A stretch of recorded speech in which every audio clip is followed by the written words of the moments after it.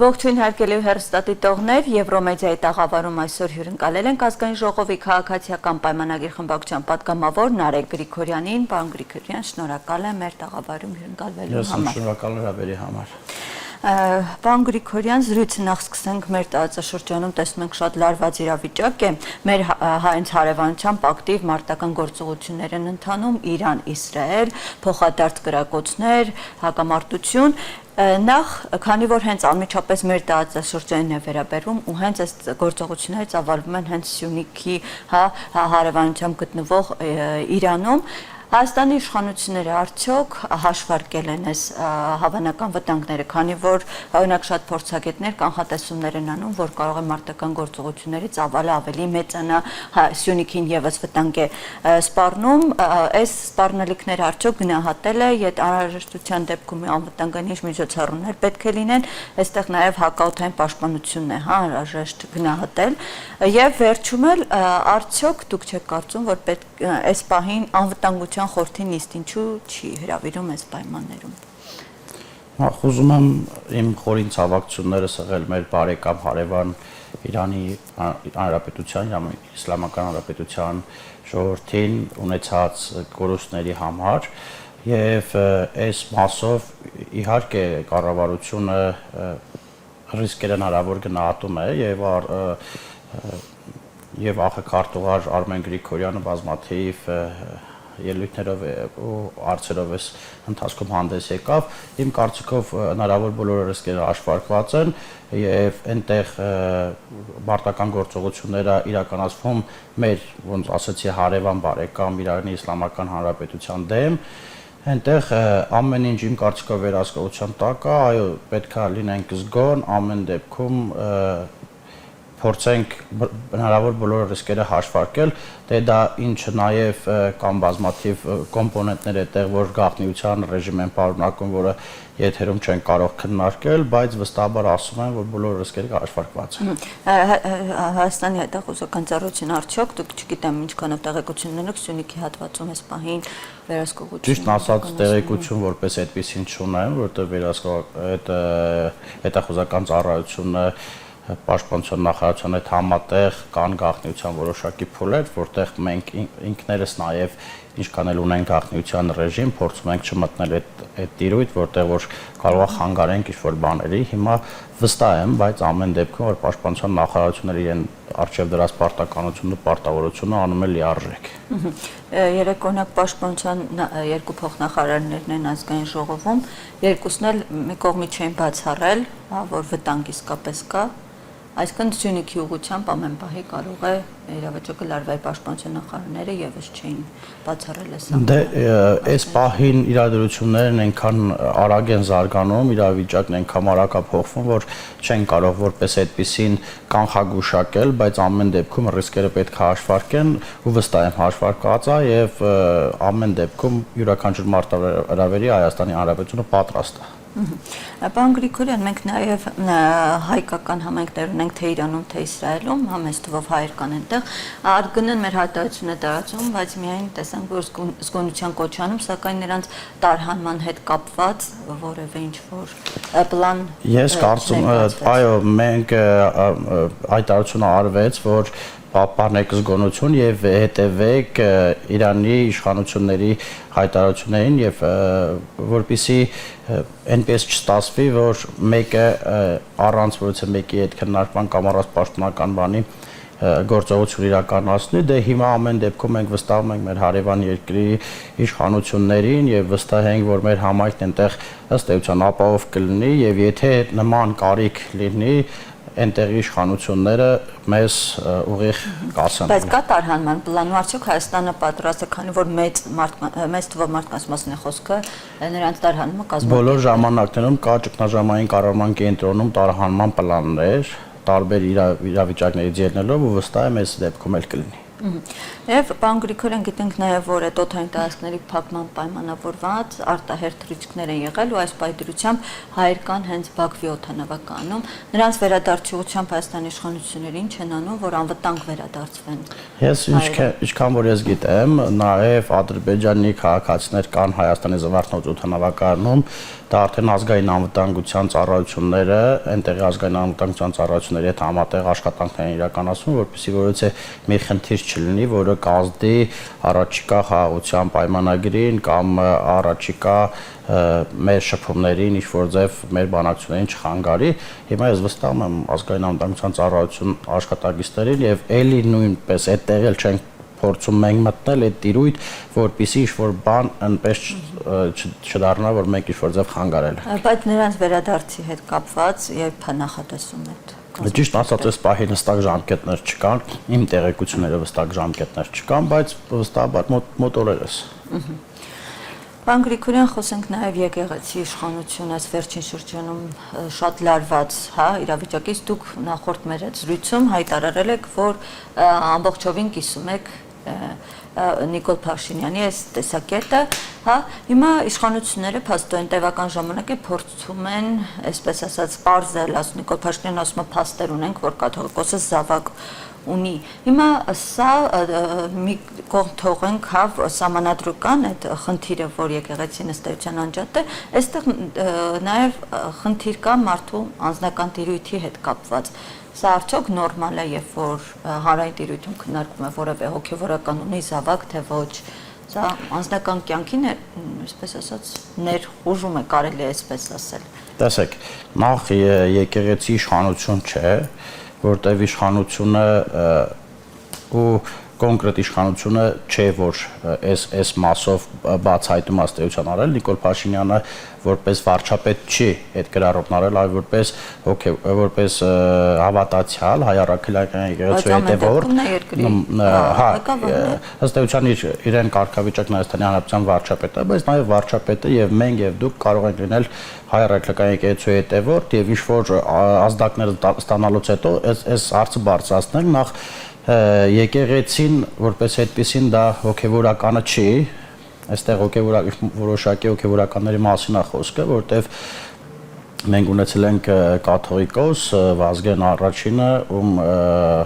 կարելի է սրբադասել, ըստ էության ինքը մի հստակ բան է ասել, որ եկեղեցին դա հավատացյալների միությունն է, ըստ էության, հիմա այստեղ մարդիկ փորձում են եկեղեցին սեփականաշնորհել, սարքել իրենց դուքյանը, սարքել իրենց բիզնեսը, բայց նաև խախտել կուսակերպության ուխտը։ Տեսեք, մենք ոչ թե մտնում ենք մարդկանց անձնական տիրույթ, այլ մտնում ենք մեր հոգևոր առաջնորդ մարդկանց, ովքեր ներկայանում են որպես հոգևոր առաջնորդ, մտնում ենք այնտեղ, որ նրանք խախտել են կուսակերպության ուխտը, այսինքն ցանցած անգամ հարցազրույցում մեր ձեր մյուս գործընկերոջ հետ ասում Աստվածաշնչում ամրագրված է, ասում Աստվածաշնչում չկա կուսակերպության ուխտ, Աստվածաշնչում հստակ ամրագրված է պատվիրաններից մեկը մի ստիր, այսինքն մարդիկ տարիներ շարունակ ստելով, խաբելով հոգևորական այն հասարակ մարդկանց, իշխանությունները չեն ստում։ Տեսեք, մենք ես այդ ստել ասածը հարաբերական է ասված, բայց տեսեք, մենք աշխարհիկ մարդիկ ենք, մենք մեր խոսքի բառի ընտրության մեջ ազատ ենք, իսկ հոգևորականները կամ ապրելակերպի մեջ ըստ էության ազատ ենք, բայց հոգևորականները դեպքում այդպես չի, նրանք խախտել են կուսակերպության ուխտը ու իմ համար օրինակ, այո, իշխանությունից կամ պաշտոնյաներից եթե մեկը կաշառքա վերցում, նույն սրիկայությունն է, ինչ կուսակերպության ուխտն են խախտում։ Իմ համար լրիվ նույն հարթության վրա է այս պահին գտնվում, մենք ունեցել ենք բազմաթիվ հոգևոր առաջնորդներ, օրինակ Գրիգոր Լուսավորիչն ամուսնացած էր եւ ուներ կին եւ ուներ երեխա եւ նա չէր թաքցնում այդ ամեն ինչը եւ բաց էր, նրա ընտանիքը բաց էին, բոլորը գիտեին ովքեր են նրա ընտանիքը, բայց այս մարդիկ 100 տարի չասած, մի քանի տասնյակ տարիներ խաբել ու Գրիգորյան, ներեցեք, բայց այդ ձեր բոլոր մատնանշած խնդիրները դա եկեղեցու իր ներսում է կարգավորում, այսինքն իշխանությունները որևէ լծակ եւ իրավասություն, այսպես ասած, չունի այդ խնդիրները կարգավորելու։ Եկեղեցին իր ներսով իր կանոնակարգով պետք է, եթե նման խնդիր կա, լուծի։ իսկ մենք որպես իշխանություն չէ, որ միջամտում ենք ստեյության, միջամտում ենք որպես հայ առաքելական եկեղեցու հետևորդներ, հավատացյալներ, որոնք նաև ես, իմ նման շատերը, Հայաստանի Հանրապետության վարչապետ Նիկոլ Փաշինյանը, ով վստահ եմ երկար ժամանակ չի հավատացել, որ կարա նման բան լինի, բայց հետագայում ցույց են տվել փաստերը, որ կա նման բան։ Ես երեք համացանցում տեսա մի հոգևորականի կամ երևի ճիշտ կլինի ասել նախկին ըստ էության այդ իրենց կանոններով ասում էր, որ ոչ թե երեխա ունի, այլ երեխաներ ունի։ Այսինքն ոնց կլինի հոգևոր առաջնորդը, որտեվ կա Աստված Հիսուս Քրիստոս եւ մեր համար գոնե հոգևոր առաջնորդ, որտեվ մենք որպես մարդ, այլ որպես միս արյուն, այլ մարդ չգիտենք, որ կարելի է իրեն հետ հաղորդակցվել Աստծո հետ, Բարձրյալի հետ։ Հիմա մեր հոգևոր առաջնորդը խաբելա ու ստելա, խախտելա կուսակրոնության ուխտը, ստելա խախտելով պատվիրաններից մեկը եւ երկրորդը պատվիրաններից եւ երրորդը միգուցե բոլոր պատվիրաններն խախտել, մենք չգիտենք, եթե մարդը հոգևորական ունակա խախտելու մեկ պատվիրան, հնարավոր է խախտել նաեւ շատ ավելի շատ պատվիրաններ։ Ներեցեք, այստեղ չեմ կարող չհակադարձել նույն կերպ, ինչպես դուք մեղադրում եք, հա, հոգևոր առաջնորդին, նույն կերպ էլ հասարակությունը, նաև ընդդիմադիրները։ Օրինակ ասում են, որ հենց նույն կերպ իշխանության առաջնորդն էլ է շատ հարցերում ստում, խոստումներ տալ թե Արցախի հետ կապված, թե այլ շատ հարցերում, բայց այս դեպքում ինչպես է, որ ձեզ համար մեկը ընդունելու է, իսկ նա ոչ։ Օրինակ Արցախի վերաբերյալ նախընտրական խոստումներ էր տրվում, բայց տեսեք, իշխանության խոստումների դատավորը ըստ էության ժողովուրդն է։ Օրինակ հաջորդ 2026 թվականին ընդամենը 1 տարի հետո ընտրություններին ժողովուրդը կասեն. մենք ստել ենք, թե ոչ, այդ ոչ ընդդիմությանը ասելով է, ոչ այլ որոշակի մարդկանց խմբի, այլ Հայաստանի Հանրապետության քաղաքացիների։ Ըստ էության իրանք են մեր գնահատական տալիս, իրանք են մեր դատավորը։ Բայց այս դեպքում ես չգիտեմ, այդ օրինակ հոգևորականները, ես արդեն մտածում եմ, որ իրենք մտածում են չկա դժոխք, չկա դրախտ եւ իրենք ինչ ուզում անում են, որովհետեւ իրենց դատավորը Աստված է, բոլորից դատավորն է վերջնական արդյունքում Աստված, բայց քաղաքական իմաստով իշխանության դատավորը ժողովուրդն է։ Ընդդիմադիրները impeachment-ի գործընթացը, այսպես ասած, նոր կարելի է ասել, շրջափուլ է մտել, թեկնածու են առաջադրել Դավիթ Համբարձումյանը, մի ֆրակցիան իր ստորագրությունները տրամադրել է, մյուսն էլ ասել է, որ ցանկացած պահի, երբ որ պակասող երկու ձայներ կսի, կտրամադրեմ։ Հիմա մշտապես գիտենք, որ թե Նիկոլ Փաշինյանը, թե ձեր իշխանության մյուս ներկայացուցիչները ասել են, որ պատրաստ են ցանկացած հարց ընդդիմադիրների հետ քննարկել, որպեսզի ինչ-որ հարցերում, այսպես ասած, տարաձայնությունները չխորանան ու ընդհանուր հայտարարի կան։ Հիմա այս դեպքում ինչու է ընդդիմությունը, այսպես ասած, կտրուկ մերժում եւ օրինակ ձեր թիմակիցների շատերը ասում են մեր առաջնորդը Նիկոլ Փաշինյանը եւ վերջ։ Հիմա արդյոք չի կարող Նիկոլ Փաշինյանը սխալվել եւ նրան որպես այլընտրանք, ինչու իշխանությունը չի դիտարկում։ Տեսեք, հարցի վերջից կամ նախ բոլորս ենք սխալական եւ ելի հետառնանք հոգեվոր ըստ էության այս հարցը կապելով նրա հետ։ Մենք բազմամեղներս, ըստ էության աղոթքի մեջ էլ կա, որ մենք կներես մեզ Աստված բազմամեղներից, վերջում ամեն, բայց տեսեք, բոլորս էլ մեղավորներ ենք, բայց ինչ չափի մեղավորության մասին է խոսքը եւ այդ մեղավորությամբ արդյոք դու փրկում ես Հայաստանի Հանրապետության ինքնիշխանությունը թե չէ։ Գամ հասնեմ նաև էլի զուգորդեմ հոգևորականների հետ, հիմա բանում Զվարթնոտ օդանականում դիմավորեցին ընդդիմադիր գործիչները նաև հասարակությունն էլ մեծ ես այնտեղ անկեղծ ասած հասարակություն որպես այդպեսին մարդկանց խումբ տեսա, բայց հասարակության այն զանգվածը, որոնք հավատացյալ մարդիկ են, այնտեղ չտեսա, այնտեղ կար հիմնականում քաղաքական մարդիկ, այսինքն ինչ է դուրս գալիս ընդդիմությունը։ Ինչու քաղաքական մարդիկ հավատացյալ չեն։ Կներեք, այդ եմ ասում, ընդդիմությունը հավատացյալ էր, ընդդիմությունը այդ մի 100 հոգի էր, չգիտեմ քանի մարդեր այնտեղ, այդ 100-ը հավատացյալ էին, մենք մնացած Հայաստանի Հանրապետության քաղաքացիները բանը անհավատներ, այսինքն այս ֆորմատը թե իրենք այստեղ քաղաքական հարց էին լուծում, բանի իմաստով, կամ impeachment-ը իմ համար ես անցած անգամ էլ ասել եմ, impeachment-ը անիմաստ է, որովհետև եթե իրենք համոզված են, որ մենք խաբել ենք, համոզված են, որ ժողովրդի համար ժողովրդի մեջ չկա մեզ իրենից մեզ վստահություն, կարող են ընդամենը մի քանի ամիս հետո, մի տարի հետո ընտրություն է։ Այսինքն իրանք վախենում են ընտրություններից, վախենում են գնալ ժողովրդի դատից, կամ ինչ-որ անիմաստ գործողություններ են անում, թե տեսեք մենք էլ impeachment ենք հայտարարում եւ այլ։ Այսինքն այդտեղ ստորագրությունները, եթե ընդհանուր բոլոր ստորագրությունները հավաքվեն, որևիցե բան չի փոխվելու իրաց կյանքում։ Իսկ այս խափում են ժողովրդին, ստելով խափում է, որ տեսեք մենք էլ ենք ինչ-որ բան անում, չգիտեմ, 4 տարի հետո որոշել են, որ մենք էլ ենք ընդդիմություն։ Բայց բացառում եք, որ ինչ-որ փուլում հենց ձեր թիմակիցներից շատերի ներսում էլ դժգոհություններ կան ու հնարավոր է ինչ-որ փուլում հենց ստորագրեն այդ impeachment-ի։ Ինձ համար տեսեք, ոչ թե այստեղ թիմային խաղերն են, ոչ թե առաջնորդի, չգիտեմ, ես այս առաջնորդն եմ ավանում են մյուսին, ինձ համար այստեղ ես իմ մեջ համոզմունք ունեմ, որ այստեղ կա Հայաստանի Հանրապետության ինքնիշխանության հարցը դրված է, որը Նիկոլ Փաշինյանը մինչև վերջ տանելու է եւ Հայաստանի ինքնիշխան որպես պետություն պահելու է։ Այս հիմա մենք կարող է չմտածենք, չգնահատենք, բայց վստահ եմ տարիներ հետո այս ամեն ինչը բացվելու է, որտեղ բոլոր ժամանակներում տարիներ հետո են, ասում լավին տարիներ հետո են գնահատում։ Քանի որ խոսեցինք ներքաղաքական, ձեր թիմի ներսում կատարվող, որ որոշակի դժգոհություններ կան, հենց պարոն Գրիգորյան, միայն նա, որ Նիկոլ Փաշինյանի այս տեսակետը, եթե հետևենք սոցհարթակներին, իշխանական պատգամավորներից միայն 4-ն ու 5-ն են, որ ակտիվ այսպես թեզերը կրկնում են, սա արդյոք էլի չի փաստում, որ այս մասում եւս ԿՊ-ի ներսում տարաձայնություններ կան։ Տեսեք, ոչ բոլորն են այդ տեսակետը։ Հանրապետությունում սա մի հատ խնդիր կա, ակտիվեստ լինում, ասում են ինչ-որ բան կա, պասիվեստ լինում, այ ձեր նման ասում են, չէ, տեսեք, հիմա ինձ են հարց տվել լրագրողները, ես եմ պատասխանել, հիմա իմ մյուս գործընկերոջը հարց կտային, այն մյուս գործընկերը կպատասխաներ, թե խնդիրներ թիմայի ներսում մենք այնքան ժողովրդավար է մեր մոտ, որ այո, մենք վիճում ենք, բանա վիճում ենք, կռվում ենք, բայց վերջնաարդյունքում որոշում ենք մի հարց, որը մեծամասնության կողմից հավանության արժանացել եւ բոլորս կատարում ենք այդ մեծամասնության կարծիքը։ Հիմա թվում բոլորը այս տեսակետի հետ որ վեհապարը պետք է հեռանա, կիսում են բոլորը այս տեսակետը։ Ճիշտ ասած չգիտեմ, բոլորի հետ անձնապես մեր թիմակիցների հետ չեմ խոսել, բայց այստեղ ստել, խաբել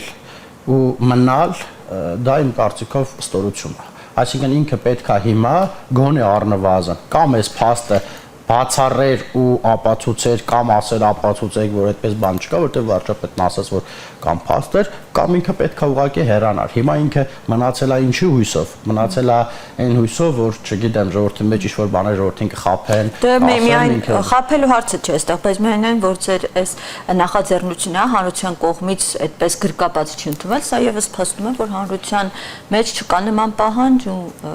շատերի, նույնիսկ շատերի մոտ, մեծ մասի մոտ նույնիսկ զայրույթ է։ Տեսեք, հանրության պահանջի չափման միավորը ես դու կամ վստահ եմ այլ սոցհարթակներում արձագանքներից եւս կարող ենք որոշակի։ Դե տեսեք, սոցհարթակներում բազմաթիվ մարդիկ 7 fake site-ով մտնում են, չգիտեմ, օրինակ իմ հարցազրույցի կամ մի բան տակ 7 նույն մարդն է, նույն fake site-ն է կամ մեկը իրանն է, մեկը չգիտեմ իրավ։ Այս տեսակ հարցումներ այդպես պետք չի, պետք է ընդամենը հավատավոր ժողովրդի հետ խոսել, ովքեր մտնում են եկեղեցի առաստված աղոթք են բարձրացնում իրենց հաղորդությունը վերցնում ու դուրս են գալիս, այդ մարդկանց հետ պետք է խոսալ, ընդ որում ես խոսում եմ բազմաթիվ տեղերում ու բազմաթիվ հոգևորականներ արդեն սոցցանցերում են այդ մասին խոսում ու այս մասին ես այս երեխու մասին չասեմ, բայց օրինակ մեր մոտ մի հոգևորական կար Սարգսակ Վահեն, ով հրաշալի հոգևորական էր, ով իմ երեխեքին 2 տարեկանից սովորեցրել էր աղոթել, ով դա իմ համար վեհություն էր, բայց հետո այդտեղին քանի որ թաղումների գումարները չեր հավաքագրվում մարսանիքների գումարներ, հետո այդ տղուն ճամփու դրեցին ու այդ երեխեքը այդ պարտեզներից սկսած այդ հոգևոր սնունդը չստացան։ Հիմա ասած ինչ եմ, հիմա այդ հոգևորականներ ժողովրդի դեմ լինելը ասածը այդ երևում է հավատացյալների շրջանակներում, թե չէ քաղաքական գործիչների մասին չէ, հիմա 10 քաղաքական գործիչ ակտիվացման այդպես չէ։ Միայն քաղաքական գործիչներ չէ, պարոն Գրիգորյան, սոցհարթակներում հանրությունը եւս ոչ ձեր նշած կեղծաճերով, բայց շատերի իրենց մեկնաբանություններով տեսակետը հայտնում են, հետո անձնապես շփումներով։ Եթե դուք դրա մեջ վստահ եք, ըստ էության, որ դեմ են հանրությունը, ես հակառակ կպնդեմ ու կպնդեմ, որովհետև չգիտեմ ոնց է տպավորությունը, բայց իմ դեմ գոնե մարդիկ ազատ են խոսում, որովհետև գիտեն, ես որից եմ մեկին, եթե նույնիսկ ունի ընդդիմադիր հայացքներ, որից հաշվառդար չեմ տեսնելու, եթե մարդը իմ ընկերն է, բարեկամն է, ծանոթն է եւ ունի այլ քաղաքական հայացքներ, ելի ինքը մնում է իմ ընկեր, իմ ծանոթ, այսինքն իմ կյանքում բան չի փոխվում, ես այն նախկին նման չեմ ասում, այ սրան ազատ է գործից, որովհետև չգիտեմ, ընդդիմություն է կամ եւ այլն, ինչը որ մեր դեպքում եղել է նախկին ժամանակներում ասածին չէ, իրանք բաց են խոսում ու ես բացասական կարծիք 10-ից 1-ին եմ լսում, մնացած 9 դրական են ասում։ Շնորհակալ եմ զրույցի համար, պարոն Գրիգորյան։ Հարգելի հեռուստադիտողներ, ես հիշեցնեմ, որ այսօր մեր հյուր ազգային ժողովի քաղաքացիական պայմանագիր խմբակցության պատգամավոր Նարեկ Գրիգորյանն էր, մենք կհանդիպենք շուտով։